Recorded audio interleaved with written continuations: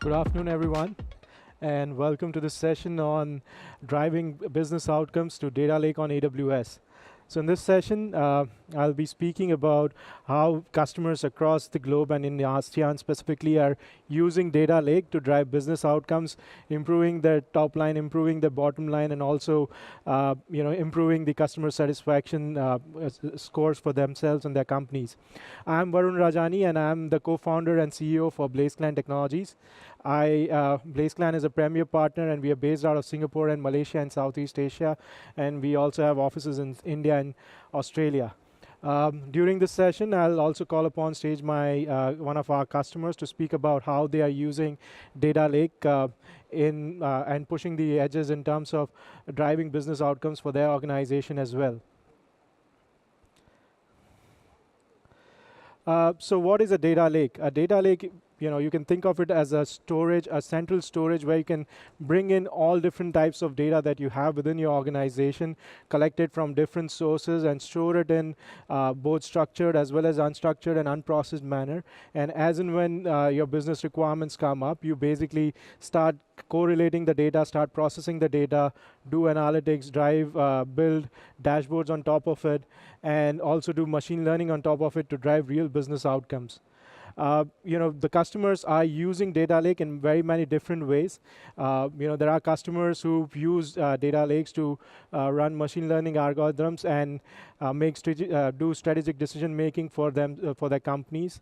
For example, we are working with a city council in Europe where we've helped that customer to collect data from various different sources across the city where they are mapping the traffic of human beings or traffic of the population moving across the different parts of the cities, and then using that data basically to come up with analysis or consult new businesses or retail shops that want to open up within the city to give them exact locations where they could open up their data based on the demography of the business or the customer demographic of that business. And by that, they're able to make sure that the businesses that open up in that city are more or less successful with their business because they know where and when to open the locations. And this also helps in keeping up the economy of the city as well. So that's one example of strategic decision making using data lake. A lot of companies are using a lot of R&D departments within the companies are using data lake in healthcare, for example, doing genomics analytics to ensure that they are finding the right medicines. A lot of product companies use machine learning and data lakes to make sure that they are able to come up with products faster, identify the right materials, and so on. A lot of our customers use data analytics and data lakes primarily to optimize their revenue streams, ensuring that they are focusing on the right products, marketing them in the right manner, and ensuring that they are able to sell the best-selling products in a much better and a faster way with the right amount of cost effectiveness. There are a lot of companies which use data lakes to improve their operational efficiencies. We are working with a customer in New Zealand. They basically are an IoT company which puts the IoT devices across all the electricity endpoints that you have in your industries and in your homes, and then collecting data through the sensors of these IoTs and putting them in a data lake, and then doing analytics to help customers on how they could save how they can save cost in their electricity spend. Through this analytics through the data that they collect and by putting them into the data lake. And finally, improving customer interactions. Now we have seen online companies collect a lot of data while you browse through their websites, while you interact with them, while you buy products from them. But there are a lot of traditional companies who have call centers, and there are examples where they have a lot of voice data, voice calls, which have never been analyzed because obviously it is very difficult to process voice calls or voice data as it is through the traditional technology. So we have a customer, a large global insurance company headquartered in Hong Kong for their APAC region. For them, we built a data lake where they were collecting all the call records, and we were able, using some of the latest machine learning technologies, we were able to convert the voice calls into text-based text speech, and then do sentiment analysis on this. So based on this, what they were able to do is they were able to analyze thousands and thousands of call records which were not analyzed previously, and they were able to give the feedback of the back to their call center agents, and also they were able to correlate the call data along with their churn data from their CRM system and understand, what kind of customers or what kind of customers are leaving or, not renewing their insurance after a particular type of call, or what sentiment goes on to call and how does it relate to the customer churn. And they were in effect be able to improve the customer interactions by going through a lot of voice data which was never analyzed earlier. So this is a slide which probably has been talked about a much in terms of how much data is being created all over the world. And it's a fact, according to certain research, any average company is probably creating 50% more data year on year than they were doing probably 5 years back. And any company today has at least 33 different data sources from which they collect a lot of business analytic data. And according to one of the researchers here, 49% of this data which is being created today is going directly to the public cloud. And why it is going to the public cloud? The reason is very simple, that the cost of storage with the public cloud infrastructure on AWS and Amazon S3 has really, really gone down. And people are able to collect more data and store more data. And also the processing power has increased a lot, which means that you can process a lot much data with a very low cost. And this, in effect, is driving the data lake projects across different customers. So as an organization, what we do is we help our customers do cloud-enabled transformation. And cloud-enabled transformation would mean that we help our customers to be agile, make sure that applications that they build and deploy are highly scalable and highly available. And along with this, what becomes more important is to collect all the data. So traditionally, companies have been collecting a lot of data from their business transactions. But we also encourage our customers to collect a lot of application data as well, because that has become the touch point or a major touch point for them while interacting with their customers. So every single click, every single log file, every single event on their application we recommend our customers to capture, along with all the business transactions that they could capture, and then put it all into a data lake, and then in the future run machine learning algorithms to make more and more meaningful business outcomes come out of it. So this is our viewpoint of cloud-enabled transformation, and data lake forms the core or the base of it. So, while we work with a lot of customers, what we realize is that, they run a lot of data warehouse projects, but they never run a lot of data lake projects. And why this is because they are not able to identify data journeys. Now, data journeys is something that we promote while consulting customers, in the sense that, what a data journey would mean is, data has a certain life cycle. From the point you capture the data till the time you ingest the data, process it, and then use it in different ways and means, whether it's creating dashboards or whether it's sharing it with other organization or other teams within your organization to through building APIs. And data journey needs to be linked with your user stories or user journeys. So when companies create applications, they basically create a lot of user journeys together. And with this user journey was basically take care of how a user will interact with the system. So what we recommend to our customer is, while you are building a user journey, you need to also take care of your data journey and integrate it together and make sure that you're able to collect all the data points that you want to collect, which will help you in improving your business efficiencies when you grow or when your customers start using the application. And these data journeys then eventually help them to create or make business sense once they have a lot of data. So all different industries have different data journeys that they would or they could follow. So for example, there are business to consumer companies which want to have a customer 360-degree view. A customer 360-degree view would mean that they interact with, the end customer would interact with a lot of different touch points of the organization. That could be websites, that could be a mobile app, that could be a physical store, and all of these needs to be integrated to identify a unique individual and identify that individual's user journey or data journey and see how you can cross-sell or upsell to that particular customer, or how you can improve the customer satisfaction for that particular individual. Similarly, there are user journeys that are very well defined for product market development. There are user journeys that we have built for customers for risk modeling, especially in the financial services industry. And there are user journeys that are there for any infrastructure company or even an infrastructure department within the company, whether that infrastructure is your IT infrastructure or whether if you are a telco and you have a lot of mobile towers and other sorts of infrastructure that you have. So we have seen a lot of companies improving upon their infrastructure efficiencies if they are able to create data journeys which start from right from capturing the data and then transitioning it through how they can make meaningful insights out of it. So next what I'm going to talk about is some real life use cases that we have built, some data journeys that we have built for some of our customers. I'll take two examples, one for a media customer of ours in Malaysia, and then one for a financial services organization in New Zealand. So in real life, how does a data journey or how does a user journey look? So it looks something like this. Imagine you are a media company.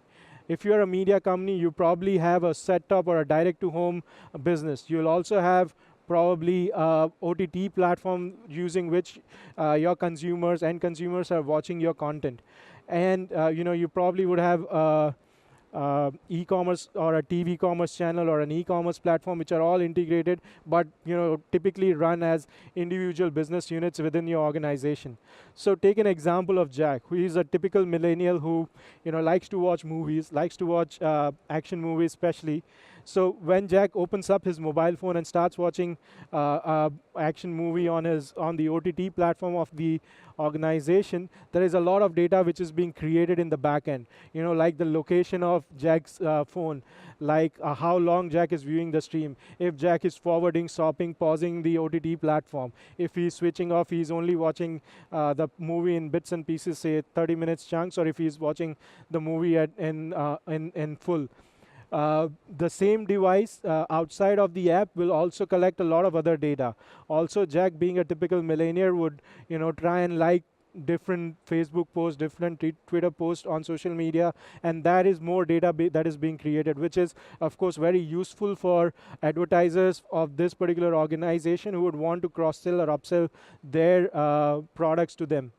And Jack would also, of course, order a lot of stuff using the same device. And all of these data is being collected, and there are a lot of data aggregators who collect the data that comes out of different apps, and then they sell it to the organizations to help improve their advertising, to set the right context for their advertising. So how does all of these data stitched together?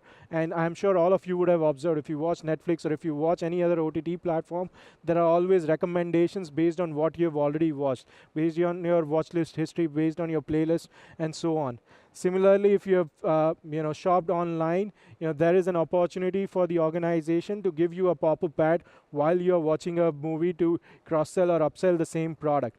So this is a complete data journey. You can see how you can track an individual's journey on your application across different platforms that you host, and then help your organization to increase the top line by doing right targeting of advertisements and giving more better recommendations for them to continue with your subscriptions. So this is something that we built for one of our customers in Malaysia. They are a typical, very large media house who has businesses across DTH, OTT platforms, radio stations, TV commerce platforms, e-commerce platforms, and they collect data from more than 140 different data sources across different business units. So there could be data which is coming from their e-commerce platform, there could be data which is coming from their OTT platform, there is data which is coming from their set-top box, and all of these data is being collected in raw formats and then being stored in a data lake. The way we helped them was to create certain data journeys, one of them which I showcased earlier. And with that data journey, they were actually able to increase the effectiveness of the targeted campaigns that they used to run while doing advertising.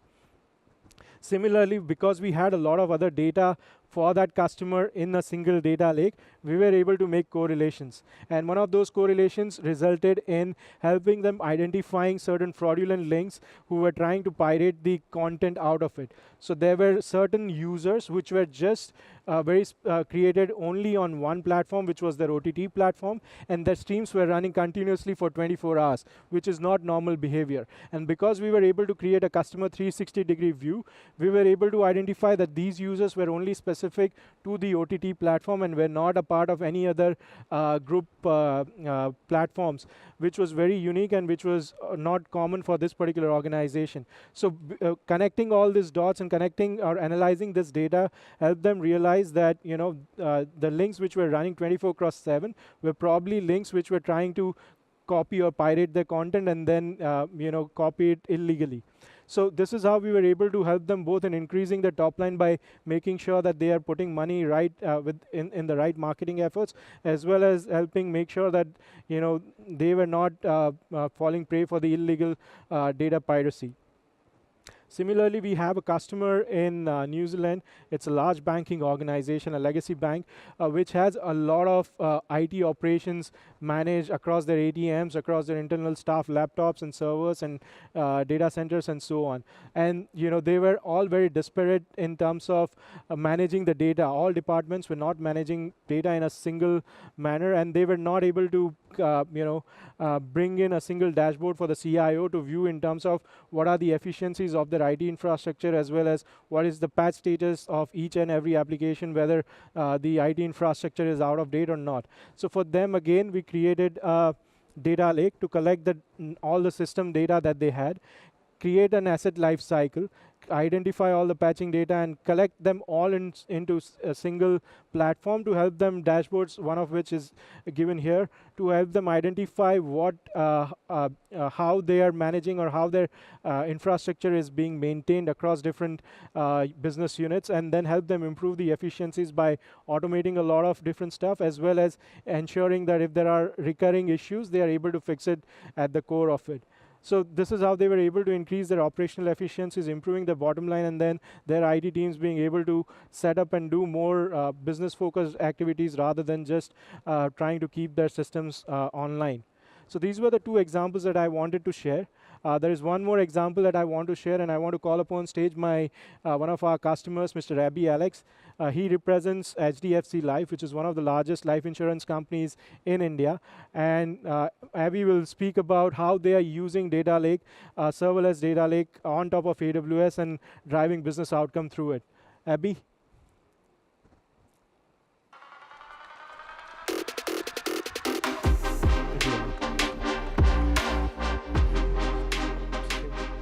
Good afternoon, everyone. I represent the seed team, which is part of HDFC Life. And just to quickly introduce in two quick statements and as what HDFC Life is and what my team does for HDFC Life. So we are one of the largest insurance provider or life insurance provider in India. And just to give you a perspective in terms of how large we or the cover or the amount of area which we cover. So we have roughly around 11,000 odd branches spread across India. And just to give you a perspective in terms of the size, the smallest state in India, which is Goa, which you might already be knowing about or heard about, is yet larger than Singapore. So if we have to cover such a large area across the entire country, we need to basically reach out to every individual out there.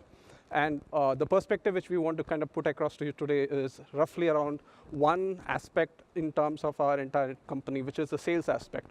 So if you were to look at what our team does. So our team, basically my team, that is the seed team, which basically specializes in one area, which is experimentation and design. So we call it seed, software engineering, experimentation and design. So our team basically tries to look at three main aspects, and we try to kind of work on those three main aspects very quickly, very fast. So one of them being the how to kind of build things, destroy them, recreate them, keep on doing it again and again at a pace which is, we are trying to reach at a pace which is much faster than Amazon and Google themselves. How do we go about breaking down our traditional mindset in terms of how an insurance industry should work? What kind of systems should be put in place for an insurance industry? Can we look at how to bring serverless into the aspects and the problem statements which we face in our day-to-day problems inside an insurance industry. And the third being the one which is on to the right, which is on how to bring cutting-edge technologies. And just to give you a perspective in terms of cutting-edge technologies, you have a deep razor challenge which is running just outside, and that is using reinforcement learning. And you wouldn't traditionally think about reinforcement learning being brought into insurance industry, but we've gone about figuring out, our team has gone about figuring out how to bring different cutting edge technologies back into the insurance stream and solve the problem statements which we have on a day-to-day basis. Going ahead. So the guy who is there in the center is much like my boss. He has a question mark cloud running on his head every time. And he has a bunch of questions, which is the standard question which every person inside the sales keeps asking you. The interesting part is now if you look at the crowd to your left and your right, and if you are to kind of think that as your customer base, within our country we ourselves have around 29 different states and 22 different languages. Within the crowd out here, I presume most of you might be able to speak at least 2 to 3 languages. And consider myself as a sales individual, and if I have to reach to every salesperson, if I have to reach out to you, say for instance someone at the third row or the second row, and I basically need to sell something to you, I really need to understand what kind of aspects or what actually interests the individual who is sitting in front of me. So for that I need data. Now if the word data lake has been used so many times in this conversation today, I will not run through in terms of how a data lake is built. But there is one aspect of the data lake which I really want to kind of focus on. Most of the time the data lake journey is always discussed on the first half, which is more on the use case and in terms of the transformation parts. There is rarely a discussion which happens which is in terms of the validations and the value which is received out of a data lake. If we are to kind of rethink and reimagine the way and reinvent the way how data lake is being used, we need to ensure that when a data lake is built, it is more focused on the validation and the value rather than the entire process in terms of building it. Now if I were to kind of build such a data lake, why would I build such a data lake? So look at it this way. So if I'm looking at a perspective in terms of only understanding the customer and not understanding the sales executive who is going to reach out to the customer, how do I ensure that the sales executive is reaching out to the customer in the right manner? So if I were to kind of walk down this aisle, the stage and walk up to one of you and I have to communicate with you, wouldn't it be good if I know what language you speak in, which area do you speak in, what is your hobby, what has been your past, what has been your future, what are your intent? Can I gather that data from across all of my systems? Just to give you a perspective in terms of a company, we've been in India for the past 18 years, and we have been understanding our customers for the past 18 years. And we have gathered this data over the past 18 years, and we not just want to build a picture of our customers, we also want to build a picture of our sales and enables our sales executives to reach out to our end customers in the most optimal and right manner. So going about that, most of these points must be really familiar to everyone who is working in the sales domain. But the key part of any sales is to keep them motivated. And the most demotivating factor which any salesperson would be having is when you reach out to an individual and if you cannot connect to that person and you cannot speak to the language in which that individual or the customer would want to be spoken to. So how do I build a user persona? How do I build a customer journey? How do I connect the sales to the right customer and ensure that the message is passed on? So for that, that's the most interesting slide which I wanted to kind of come fast to actually. So we kind of rethought in terms of how a data lake should be built from ground up. Traditionally, a data lake, you would have a different set of systems and large hardwares and softwares, and I treat data in this manner. It's more of a relationship. So when you look at data, you kind of say men are from Mars and women are from Venus. I say data is from Venus. So you basically, when you kind of thought you understood the data suddenly changes. And if I want something which is basically a system which basically gives me all data, and if you tell data lake in traditional sense, you would kind of think of it something which is at a T+1 or a T+2. But can I have the data in real time? Can I have the data updating on a live event basis? If a sales executive goes and meets X or Y, can I have that data coming into my data lake and can I have intelligence running on it?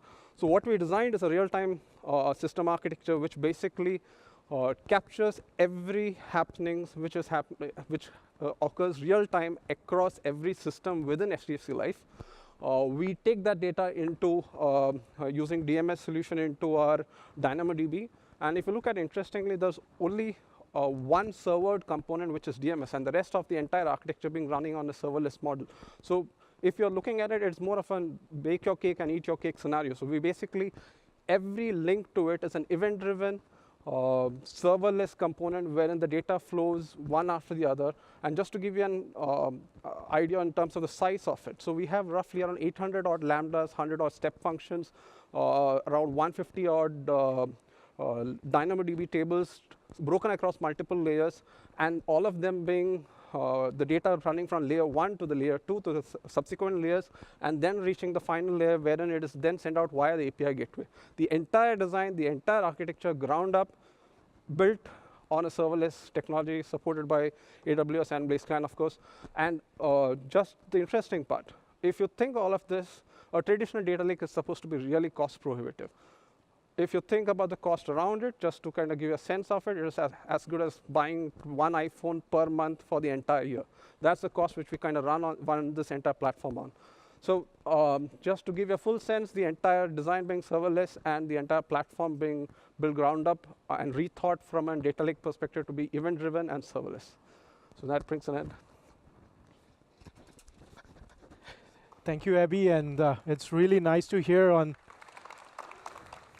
It's really nice to hear on how a traditional organization is using technology and pushing the boundaries of it. So, Abby, before we close this, I wanted to have a couple of questions. First one, while building this completely serverless architecture, serverless data lake, and writing 800 Lambda functions, what were the biggest learnings that you would had from technology and business perspective? So the interesting choice which we took right from the beginning is, if you look at it in terms of a relationship, you would want to focus on the key aspects of a relationship. So if I'm building a data lake, I wouldn't say the key aspect of the data lake is managing the data lake.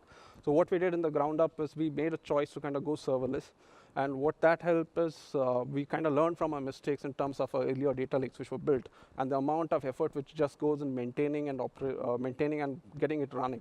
So we kind of took the choice of going serverless, and we've got the entire system running on a serverless one. That has been the biggest learning curve and the biggest learning for us, actually. That's good. And if I ask, your data lake journey on AWS has just started with this project. What is it that lies in the future for yourself and HDFC Live in general on building on the success that you've had with this particular project? Yeah, so interestingly, if you can think of it as a challenge of getting a data lake into serverless, then any other problem statements within our entire insurance industry can be brought onto a serverless domain. For the matter of fact, even the web page which is out here is on a serverless piece. There's no physical server hosting anything out here, but it has been abstracted.